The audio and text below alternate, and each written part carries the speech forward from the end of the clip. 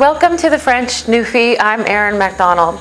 Today I want to make a really nice, light, delicate ricotta ravioli. And it sounds intimidating, but it's not intimidating. I'm going to show you how you can make a really tasty and elegant appetizer, and your guests will really be wowed. So I'm not making my own pasta. This is kind of like a cheat, and it's perfect. It works every time. I'm using actual lasagna sheets that are pre-done, par-cooked. So I love that you can buy these types of fresh pastas in the grocery stores nowadays. And I'm not using it to make lasagna, so I'm going to show you what I do with it. Before that, I have a pan going, so I'm going to get some butter into there. And I want to make it really fancy, so I'm going to add a couple of little ingredients you'll see. So the butter is going to go in to the pan. And straight away, before I move on to my pasta, I want to tear some shiitake mushrooms. And I'm tearing them because they look really nice, torn rather than cut. It makes it more rustic. And they shrink up into little meaty pieces. It's really nice. As well, I have some boiling water off to the side that I just salted, and that's going to be for our little ravioli that we make. So just get some of these little pieces of the shiitake mushrooms. And again, they're a really nice, deep, earthy color, and if you're being fancy or trying to be fancy, you should buy the shiitake. Just go a little bit extra than the white button mushrooms. So there we go. Get that going. And now I want to move on. I'm going to turn it down a little bit so I can keep an eye on it.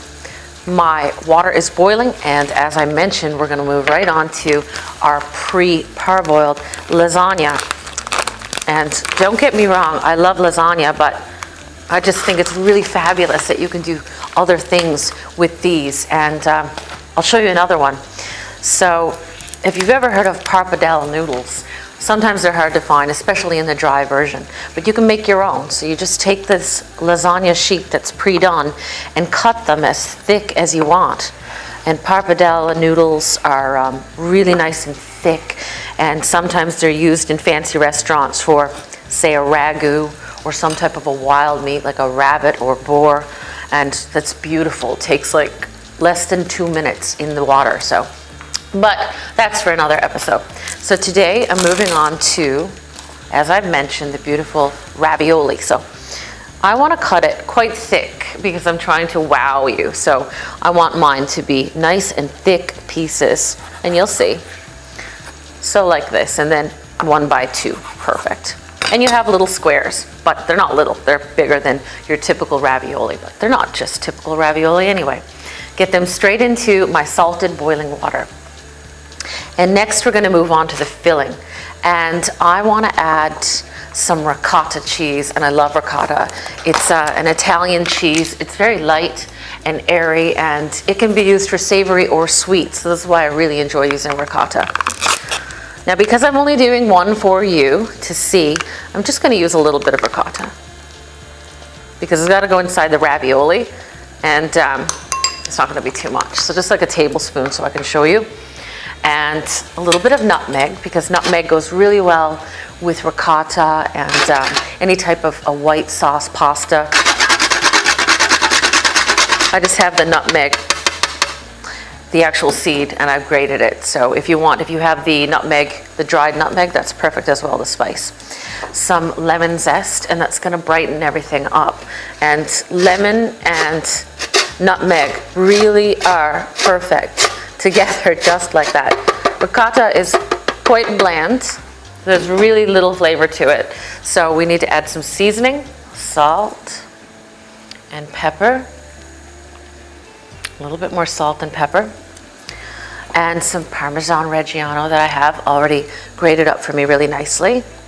So you have 2 cheeses, and the Parmesan Reggiano is really nice as well. And a little bit of scallions. And scallions are milder, obviously, than the onion. And so that's why I like to use the scallions in this dish, make it even more delicate. And now I'm just going to mix that all up so that you get everything together, as you can see. And the Parmesan, what it does is it actually makes it a little bit more dense, which is perfect. There we go. Really, really pretty. Good. Now, let me just check on my shiitake mushrooms. I'm just gonna get everything off to the side here. This is so super fast, and it looks like something you would find, you know, in a really fancy restaurant for an appetizer, so I love that. Now, let's see, let's begin to plate. What I like to do is I like to put just a little bit of oil, just a tiny little drop, don't worry about that. And it's just gonna stop it from sticking the pasta, so just like this. And then we're gonna take our beautiful and yummy and soft ravioli. And you see that took no time at all. Perfect, because it was already parboiled. And then we're gonna go right in with the ricotta. Make a nice generous dollop because it is quite a large square, so I want you to be able to taste that ricotta with every bite. And then we're gonna go in and we're gonna top it with the other one. Perfect. And you just close it like that. And what happens is, like, nature takes its course and it basically seals up for you as it sits for just a minute.